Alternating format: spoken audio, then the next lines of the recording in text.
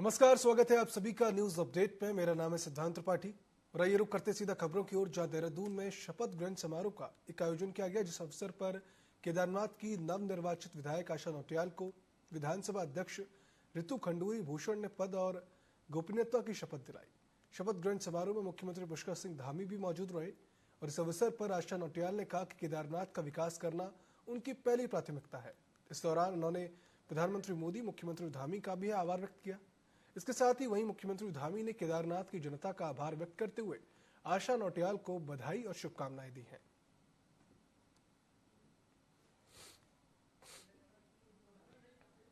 अपने समस्त केदारनाथ विधानसभा के देवतुल्य मतदाताओं का, जनता का, कार्यकर्ताओं का, युवाओं का और मातृशक्ति का, वृद्धों का बहुत बहुत आभार व्यक्त करती हूँ। धन्यवाद देना चाहती हूँ कि उनके आशीर्वाद से ये जीत हुई है और ये जीत केदारनाथ विधानसभा में विकास कार्यों की जीत हुई है।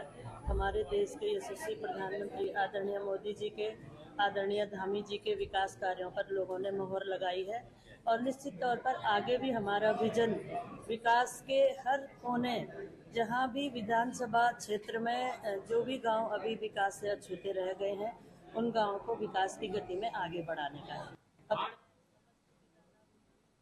और विधानसभा अध्यक्ष ऋतु खंडूरी भूषण और मुख्यमंत्री पुष्कर सिंह धामी ने शनिवार को विधानसभा में चल रहे नव निर्माण कार्यों का अवलोकन किया। विधानसभा के मुख्य प्रवेश द्वार पर राष्ट्रीय चिन्ह अशोक स्तंभ स्थापित किया गया। उत्तराखंड राज्य आंदोलन के शहीद आंदोलनकारियों की स्मृति में शहीद गैलरी का निर्माण किया गया है। विधानसभा में राज्य के राजकीय चिन्ह भी स्थापित किए गए हैं, जिनमें विधानसभा सदस्यों की बैठक के लिए एक्सटेंशन रूम का निर्माण भी किया गया है। ई नेवा के तहत पूरे विधानसभा को डिजिटल करने का प्रयास है। प्रयास तो क्या कहेंगे, भारत सरकार के माध्यम से हमें फंड मिलता है कि हम अपने सदन को डिजिटाइज करें और उसके तहत इसमें पिछले 5-6 महीने से हम लोग काम कर रहे हैं, जहां सदन के अंदर टैबलेट्स आए हैं अब और उनके माध्यम से अब सदन चलेगा। कंप्लीटली पेपरलेस तो पहली बार हम नहीं हो पाएंगे, लेकिन स्लोली हम उस प्रोसेस में हैं। 2000 से जितने भी डॉक्यूमेंट्स हमारे पास थे उनको हमने डिजिटाइज किया है और जिनकी आवश्यकता नहीं है उनको शेड कर दिया गया है। ई नेवा के वहीं आम आदमी पार्टी कार्यकर्ताओं की ओर से नैनीताल के राज्य अतिथि गृह में संगठन को मजबूती प्रदान करने के लिए नगर निकाय चुनाव और जनता से जुड़ी समस्याओं को लेकर अहम बैठक आयोजित की गई। आम आदमी पार्टी के प्रदेश प्रवक्ता प्रदीप तुमका ने कहा कि नगर निकाय चुनाव तैयारी को लेकर अहम बैठक आहूत की गई है, जिसमें कि अध्यक्ष पद को लेकर कई दावेदारों के नाम सामने आए हैं, जिन पर विचार विमर्श करने के पश्चात हाईकमान को उनके नाम भेजे जाएंगे। उन्होंने प्रदेश सरकार पर निशाना साधते हुए कहा कि प्रदेश में हिंसक जंगली जानवरों के हमले में कई लोगों की जान चली गई, लेकिन प्रदेश सरकार केवल मुआवजा देकर अपना पल्ला झाड़ लेती है। जानवरों के प्रति तो आपने पूरे कानून बना रखे हैं, लेकिन नागरिकों की रक्षा कैसे होगी, ग्रामीण महिलाओं की रक्षा कैसे होगी, माताओं और बहनों की रक्षा कैसे होगी इन जानवरों से, इसके ऊपर कोई काम नहीं हो रहा। आज की बैठक में ये भी मंथन चल रहा है कि कौन से कार्यकर्ता हैं जो कि इस चुनाव में भागीदारी करेंगे उम्मीदवार के रूप में, और कई नाम सामने आ रहे हैं और उनकी तैयारी पर हम लोग यहाँ पर चर्चा करेंगे और उनकी तैयारी पर मंथन करेंगे।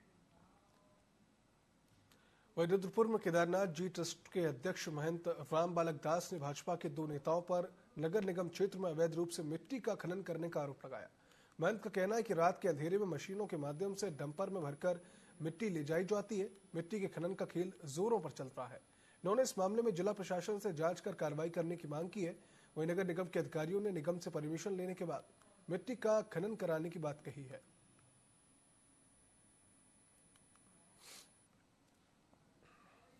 भूमाफिया लोग हैं, यहाँ रात्रि के समय नगर निगम के मिली भगत से मिट्टी यानी कचरा हटाने के लिए आदेश हैं और कचरा की आड़ में रात्रि के समय जब आदमी सो जाते हैं, जब डंपर आते हैं, जेसीबी आती है और मिट्टी को खोद करके ले जाते हैं। कहाँ ले जाते हैं ये कोई पता नहीं है। हमें शक है कि सरकारी काम में तो कम मिट्टी आता है, पर प्राइवेट रूप से लोग बिक्री करते हैं, इसलिए रात्रि के समय खोद कर ले जाते हैं कि किसी को पता नहीं चले। इस तरीके से मिट्टी का धंधा करते हैं। पहले इसी भूमि से 10 पेड़ कटवाए थे, फिर 50 पेड़ कटवाए, जिसके बारे में वन विभाग ने भी जांच आख्या किया था और इनके खिलाफ मुकदमा दर्ज कराने के लिए संबंधित थाने में नगर निगम रुद्रपुर को भी दिया और राजस्व विभाग को भी दिया। वहीं पूरे देश के विधानसभा भवनों को ई नेवा के तहत डिजिटाइज किया जा रहा है। इसी के तहत उत्तराखंड विधानसभा भवन का भी डिजिटाइजेशन हो रहा है, जिसके लिए विधानसभा भवन में जोरों शोरों से काम भी चल रहा है। विधानसभा अध्यक्ष ऋतु खंडूरी ने कहा कि सदन को डिजिटाइज किया जा रहा है। सभी सदस्यों के लिए टैबलेट लगाई गई है। वर्ष 2000 से अब तक के पेपर्स को डिजिटाइज किया गया है, काफी हद तक पेपरलेस किया गया है और इसके लिए सभी राज्यों के विधानसभा भवन को डिजिटाइज करने के लिए केंद्र सरकार से बजट भी आया है। इसके साथ TV24 की टीम ने विधानसभा भवन में जाकर वहां के नए भवन को भी दिखाया है।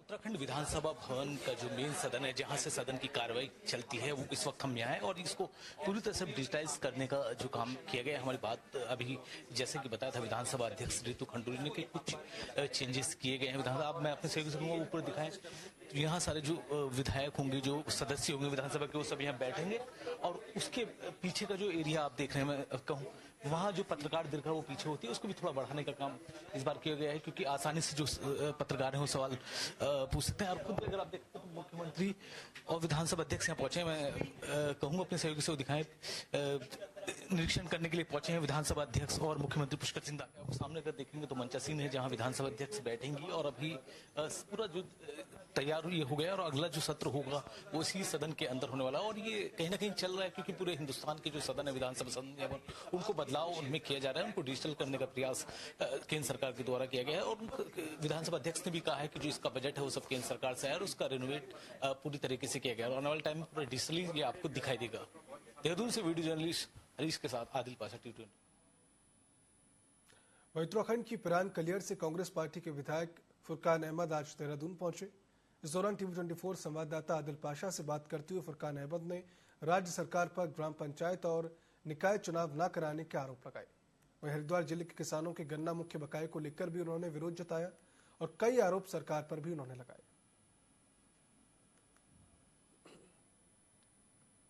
उत्तराखंड में वैसे अगर देखा जाए तो निकाय चुनाव को लेकर क्योंकि 1 साल होने वाला है और राज्य सरकार लगातार कहती रही कि जल्द ही राज्य में निकाय चुनाव होगा, लेकिन अब एक जो अहम मुद्दा है वो है ग्राम पंचायतों का कार्यकाल खत्म होना। 27 नवंबर 2024 को उत्तराखंड की जो ग्राम पंचायत है उनका कार्यकाल समाप्त हो रहा है। तो इन सब मुद्दों को लेकर मेरे साथ बात करने के लिए कांग्रेस के प्राण कलियर से विधायक फुरकान अहमद हैं, क्योंकि ग्रामीण क्षेत्र है। सीधा इनसे जाते हैं, ग्राम पंचायत में भी अब प्रशासकों की नियुक्ति हो गई। सर बहुत स्वागत है। धन्यवाद। विधायक साहब, अब पंचायतों का भी कार्यकाल खत्म हो रहा है और प्रशासकों की नियुक्ति हो गई है, तो कैसे देख रहे हैं आप चुनाव कब तक हो जाए? सरकार चुनाव से बचती है क्योंकि जब मालूम था कि हमारा कार्यकाल पूरा होने के लिए जा रहा, तो पहले से ही सरकार को तैयारी करनी चाहिए, चाहे हमारे नगर के चुनाव हो चाहे पंचायत के चुनाव हो। आज पंचायत का भी कार्यकाल पूरा हो चुका, उन्हें भी प्रशासक नियुक्त करे जा रहे हैं। क्या तो उन्हें जो पुराने प्रधान थे उन्हें चार्ज देना चाहिए था, वरना टाइम पर चुनाव होने चाहिए। और लगभग निकाय के 1 साल बीत चुका है, अब तक के सरकार चुनाव की कार्रवाई नहीं शुरू करी।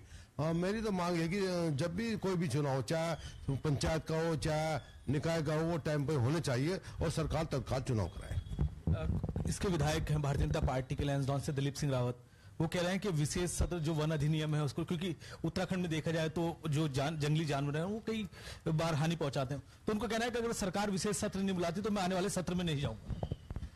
नहीं तो मानो वो तो उनकी बात है, उन्होंने क्या कहा, मगर मानो सरकार जो मौजूदा सरकार के विधायक की बात सरकार को सुननी चाहिए और सभी विधायकों की बात सुननी चाहिए। मानो जंगली जानवर, हमें भी पता कि हमारे प्लेन में भी बहुत जंगली जानवर फसलों को बर्बाद करते हैं। हमारा मेन खेती गन्ने की होती है, गन्ने की बर्बादी जंगली जानवर करते हैं। तो सरकार ने हर बार कई बार विधानसभा में भी मुद्दा उठाया, तो सरकार ने कहा कि हम बाड़े बनाएंगे और अब तक के मुझे उम्मीद है कि कहीं भी बाड़े नहीं बनाए गए। तो सरकार को ध्यान देना चाहिए कि अगर हमारी फसल बर्बाद होगी तो हमारे किसान भूखमरी के कंगाल पहुंच जाएगा। आखिरी सवाल बस, क्या लग रहा है पंचायत चुनाव अब क्योंकि प्रशासक जैसे आ गए हैं तो लग क्या रहा है कि 1-2 महीने में चुनाव हो जाएगा? नहीं, सरकार को मेरा तो ये कहना है क्योंकि मैं भी पहले प्रधान भी रहा और क्योंकि पंचायत चुनाव बहुत जल्दी होने चाहिए क्योंकि गांव में इतना जब तक के चुनाव नहीं होने के तो पार्टीबाजी चरम सीमा पर रहती है और जो विकास जो ग्राम प्रधान लोग करते, जिला पंचायत सदस्य करते हैं, हमारे ब्लॉक प्रमुख करते हैं, वो विकास रुक जाएगा। तो सरकार को तत्काल चुनाव कराए और चुनाव करा के अपने अपने क्षेत्र में जो भी जीत का आएगा वो उन्हें विकास की गति को आगे बढ़ाना चाहिए। अभी हमारे साथ बात कर रहे थे प्राण कलियर से कांग्रेस पार्टी के विधायक फुरकान अहमद, जिन्होंने साफ कहा कि सरकार चुनाव कराने से राज्य में डर रही है और उन्होंने साफ कहा कि जब चुनाव नहीं होते तब जो ग्राम पंचायत है उनका विकास रुक जाता है, इसलिए सरकार को चाहिए जल्द से जल्द चुनाव कराए। देहरादून से वीडियो जर्नलिस्ट सौरभ राजपूत के साथ आदिल पासा, TV24। तो इसी के साथ उत्तराखंड कांग्रेस की मुख्य प्रवक्ता गर्मा महाराज दसौनी का भी एक बड़ा बयान सामने आया। उन्होंने कहा कि भाजपा संगठन चुनाव कराने से डर रहा है। गर्मा दसौनी ने कहा कि भाजपा कोई भी चुनाव कराने में सक्षम नहीं है। निकायों के कार्यकाल को समाप्त हुए 1 साल होने वाला है, लेकिन सरकार को पता है कि वो चुनावों के लिए सक्षम नहीं है, इसलिए राज्य में छात्र संघ चुनाव से लेकर दूसरे चुनावों को भाजपा सरकार कराने से डर रही है। भारतीय जनता पार्टी के बस का क्या है ये समझ में नहीं आ रहा। पहले आप छात्र संघ चुनाव नहीं होने देंगे, फिर आप निकाय चुनाव नहीं होने देंगे। 1 साल का वक्त बीत गया है, निकायों का कार्यकाल समाप्त हुए, पंचायतों का कार्यकाल भी अब समाप्त हो गया, आप वो भी नहीं करवा रहे प्रदेश के अंदर। और मजे की बात यह है कि अपने संगठन का चुनाव भी आप नहीं करवा पा रहे हैं क्योंकि आपको निकाय चुनाव में अपना सुपड़ा साफ होने का डर सता रहा है, इसलिए आप पूरा फोकस जो है निकाय चुनाव में करना चाहते हैं। यदि आप 2 चुनाव साथ नहीं करवा पा रहे हैं अपने संगठन के और निकाय के, तो फिर इससे समझा जा सकता है कि फिर आप कितने सक्षम हैं और कितना आपके अंदर काबिलियत है। उत्तराखंड की केदारनाथ विधानसभा सीट पर हुए उपचुनाव में भाजपा की आशा नौटियाल ने जीत दर्ज की और इसके बाद उन्होंने आज विधानसभा में विधिवत रूप से पद और गोपनीयता की शपथ ली। इस दौरान TV24 संवाददाता आदिल पाशा ने भाजपा की नवनिर्वाचित केदारनाथ से विधायक आशा नौटियाल से खास बातचीत की।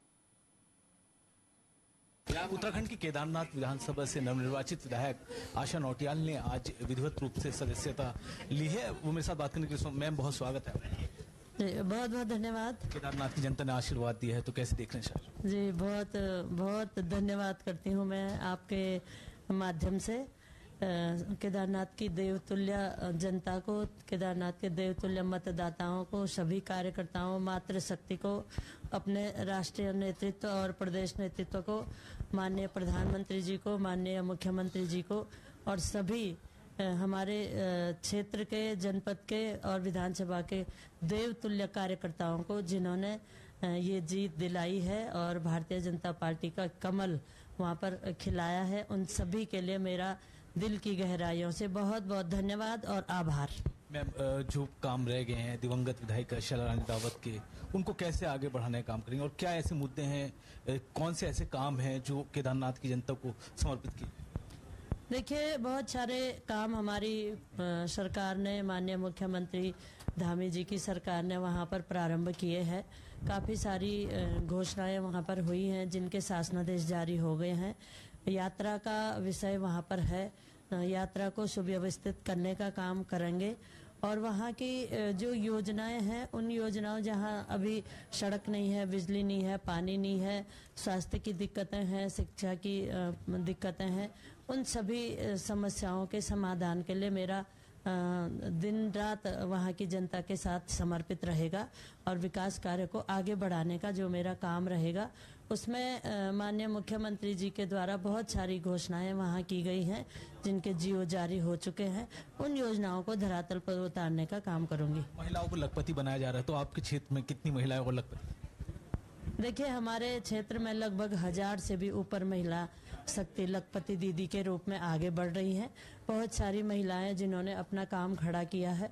मैं समझती हूँ उन कामों में, उन सभी योजनाओं में माननीय प्रधानमंत्री जी का, माननीय मुख्यमंत्री जी का जो महिला सशक्तिकरण का नारा है, उसको वहाँ सिद्ध साबित हो रहा है। तो निश्चित तौर पर महिला शक्ति भारतीय जनता पार्टी के साथ, मोदी जी के साथ, धामी जी के साथ खड़ी है।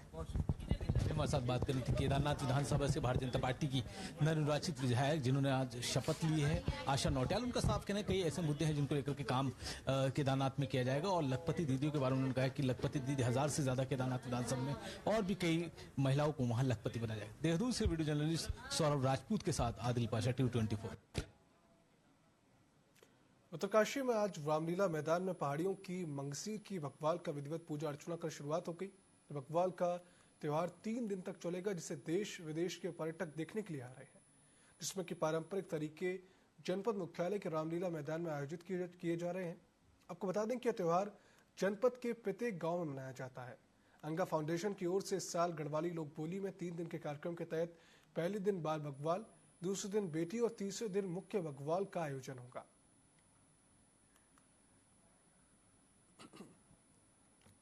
जीवित करने का एक प्रयास जो किया जा रहा है अंगा फाउंडेशन के द्वारा, उस स्वरूप को आज आप देख रहे हैं, जिसमें 3 दिवसीय कार्यक्रम होता है। प्रथम दिवस में बाल बकवाल होती है, जिसमें बच्चे, विद्यालय के बच्चे और नगर के बच्चे उसमें अपने आते हैं और खेलकूद प्रतियोगिता होती है, जिसमें स्थानीय खेल जो यहाँ किए जाते हैं।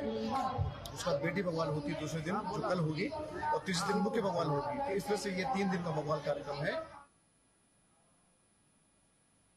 न्यूज अपडेट के इस बुलेटिन में फिलहाल इतना ही। आप देखते रहिए TV24। नमस्कार।